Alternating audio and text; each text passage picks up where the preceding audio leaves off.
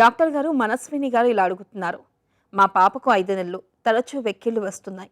ఒక్కోసారి కాసేపు మామూలుగా ఉండి ఆగిపోయినా కొన్నిసార్లు మాత్రం ఒళ్ళంతా ఎగిరిపడేంతగా వస్తున్నాయి. మాకు భయంగా ఉంటుంది. ఇది మామూలే అని వదిలేసే సమస్యేనా, ఇదేమైనా వ్యాధి లక్షణమా అని అడుగుతున్నారు.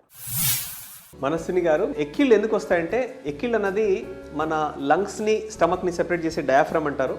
ఆ డయాఫ్రమ్ ఎప్పుడైతే ఇరిటేట్ అవుతుందో, అంటే డయాఫ్రమ్ అనేది ఒక థిక్ మజిల్ లేయర్ అనమాట. అది మన చెస్ట్ ఛాతీని తర్వాత అబ్డామినల్ క్యావిటీని సెపరేట్ చేసే మజిల్. అది బేబీకి మనము టాప్ ఫీడ్ ఇస్తే, బాటిల్ ఫీడ్ ఇస్తే, ఆ బాటిల్ ద్వారా మిల్క్తో పాటు గ్యాస్ కూడా బేబీ తాగే అవకాశం ఉంటుంది. కాబట్టి ఆ గ్యాస్ పొట్టలో నుండి ఆ స్టమక్ అనేది ఫుల్ అయిపోయి డయాఫ్రమ్ ఇరిటేట్ చేసి ఎక్కిళ్ళు వస్తుండొచ్చు.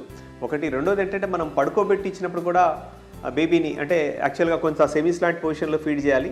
అప్పుడు ఆ స్టమక్ కింద ఉంటుంది, లంగ్స్ పైన ఉంటాయి, డయాఫ్రమ్ పైన ఉంటుంది. కాబట్టి స్టమక్ డయాఫ్రమ్ ఇరిటేట్ చేయదు. ఇప్పుడైతే బేబీని మనం ఫ్లాట్ పడుకోబెడతామో ఆ స్టమక్ అనేది పోయి ఆ డయాఫ్రమ్ ఫ్లాట్గా ఉంటుంది. కాబట్టి మన డయాఫ్రమ్ ఇరిటేట్ చేసి కూడా ఎక్కిళ్ళు వచ్చే అవకాశం ఉంది. కాబట్టి బేబీని కొంత సెమీ స్లాంట్ పొజిషన్లో మనం ఫీడ్ చేయాలి.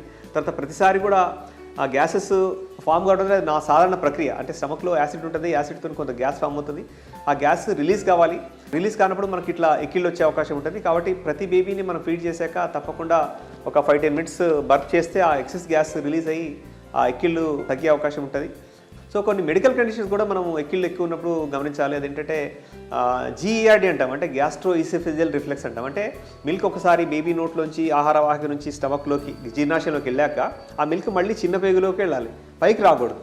ఎప్పుడైతే ఆ స్టమక్లో జీర్ణాశయంలో ఉన్న మిల్క్ కాస్త ఆ ఫుడ్ పైప్లోకి రివర్స్ వస్తుందో దాన్ని జీఈఆర్డీ అంటాం. అది కూడా సహజంగా ఉంటుంది.